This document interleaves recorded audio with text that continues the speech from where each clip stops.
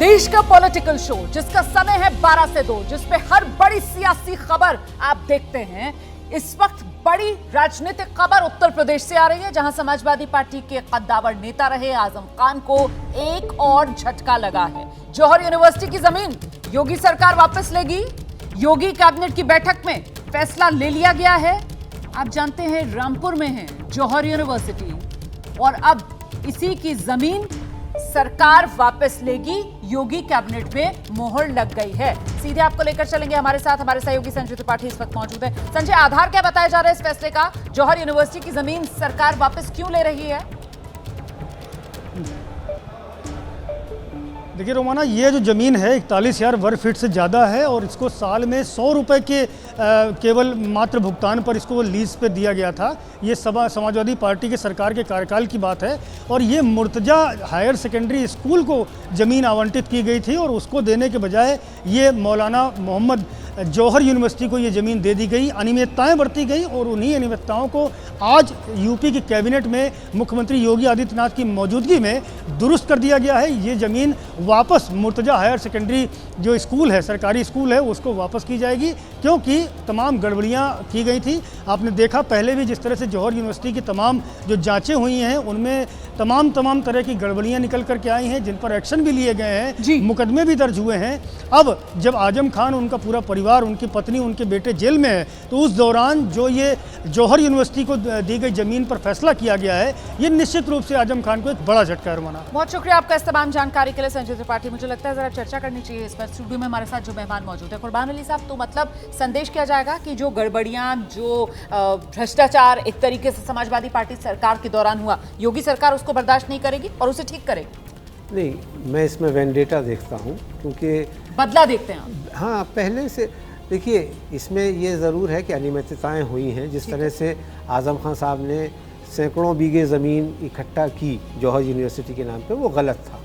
लेकिन सवाल ये है कि अगर एक सरकार का फैसला था तो उसके खिलाफ एक पॉलिटिकल लड़ाई लड़ती बीजेपी, वो तो आपने कभी चैलेंज किया नहीं। आज आप सरकार में हैं तो आपने उसको बदल दिया, तो इसलिए इसको पॉलिटिकल वेंडाटा के रूप में देखा जाएगा। और आज़म खान के ऊपर तो एक के बाद एक 100 से ज़्यादा मुकदमे हैं, रोज़ उनको सज़ाएं हो रही हैं, रोज़ वो जेल जा रहे हैं।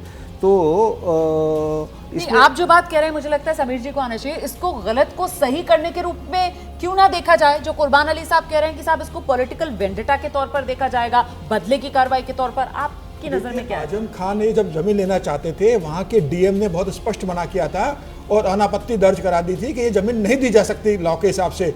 क्योंकि आजम खान सरकार के वरिष्ठ मंत्री थे, समाजवादी पार्टी के बड़े नेता थे, समाजवादी पार्टी की सरकार थी, अखिलेश यादव को उन्होंने दबाव डाला। अखिलेश यादव खुद जमीन जौहर यूनिवर्सिटी देने को तैयार नहीं थे, लेकिन आजम खान के प्रभाव और दबाव में अखिलेश यादव ने वह जमीन जौहर यूनिवर्सिटी को दी, डीएम के विरोध के बाद दी। और मुझे ऐसा लग रहा है कि अभी देखिए, 2 दिन पहले जो छापे पड़े कई ठेकेदारों के यहाँ पर, शुक्रवार को सीबीआई ने छापे मारे। आजम खान के जो ठेकेदार थे उनके यहाँ से सोना निकल रहा है। जौहर यूनिवर्सिटी में चंदा लिया गया है ठेकेदारों से, तो जिनकी हैसियत 100 रुपए की थी ठेकेदार से, उससे 1000 रुपये चंदा लिया गया है। उस चंदे की जांच हो रही है। जौहर यूनिवर्सिटी पूरी तरीके से आजम खान का परिवार चलाता है, उसका ट्रस्ट चलाता है, उसके परिवार के लोग उसके ट्रस्टी हैं। आजम खान खुद उस यूनिवर्सिटी के कुलाधिपति रहे। मुझे लग रहा है ये पूरा जमीनों का, इन्होंने भूखंड का, जिसे कहते हैं ना कि सरकारी जमीन को हथिया लेना और अपने मौज मस्ती, एजुकेशन के लिए अपने परिवार के नाम पे चलाना, अपनी मनमानी करना। आज योगी सरकार ने वो जमीन वापस लेकर ये संदेश दिया है उत्तर प्रदेश के इन सब नेताओं को कि जिन्होंने भी गलत तरीके से सरकारी जमीन हथियाई होगी, वो सारी जमीन सरकार वापस लेगी। तो प्रदीप जी, मतलब सीधा संदेश ये कि कानून से ऊपर कोई नहीं, अगर आप गलती करेंगे तो फिर उसका खमियाजा आपको भुगतना पड़ेगा। योगी सरकार का फैसला यही संदेश दे रहा है ना? देखिए कि कानून से ऊपर कोई नहीं, ये बात अगर सही है तो ये सब पर लागू होनी चाहिए, और व्यक्ति विशेष पर या समुदाय विशेष पर या किन्हीं खास लोगों पर ये बात लागू नहीं होनी चाहिए। इसलिए मेरा ये कहना है कि एक चश्मे से, एक नज़र से इन चीज़ों को। आपने व्यक्ति विशेष बोला आजम खान, आपने समुदाय विशेष बोला, मतलब मुसलमान। तो आपको लगता है कि योगी सरकार ये जो फैसला कर रही है उसके जरिए क्या पॉलिटिकल मैसेजिंग कर रही है, ये कह रहे हैं आप? निश्चित तौर पर जो ओवरऑल चीज़ें हो रही है भारतीय जनता पार्टी में, वो पॉलिटिकल मैसेजिंग होती है। और आज भी देखिए कि प्रधानमंत्री ने भी कहा कि तुष्टीकरण ये शब्द इस्तेमाल किया है आज भी उन्होंने इस शब्द को। तो ये तुष्टिकरण किसका? नहीं, सर पर एक समुदाय अगर गलत कर रहा है तो फिर उसके खिलाफ कार्रवाई ना की जाए कि ये तुष्टिकरण कर सकते हैं रुमाना कि ये समुदाय गलत कर रहा है, ये सही कर रहा है, ये इसके कोई मापदंड भी तो होने चाहिए ना। पर ये जमीन को लेकर तो अभी जमीन का मैं वही कह रहा हूं कि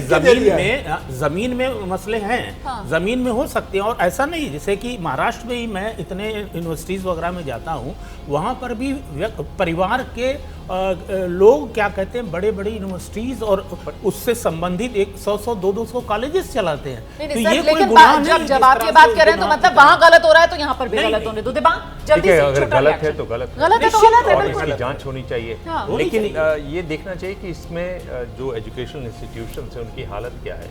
यानी ये जहाँ हैं उससे बहुत ज़्यादा दूर नहीं है। ब्रजभूषण शरण सिंह, मैं उनकी कॉन्स्टिट्यूंसी में गया हुआ, उन्होंने भी बहुत सारे एजुकेशनल इंस्टीट्यूशंस खोले हुए हैं।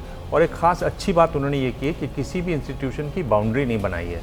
तो मैंने जब ये पूछा कि इसकी क्या वजह है, उन्होंने कहा साहब हर साल थोड़ी बढ़ जाती है वो।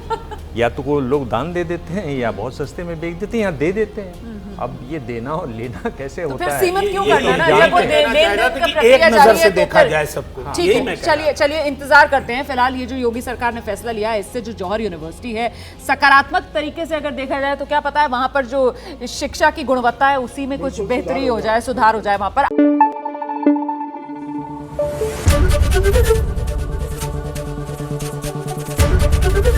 एबीपी न्यूज आपको रखे आगे।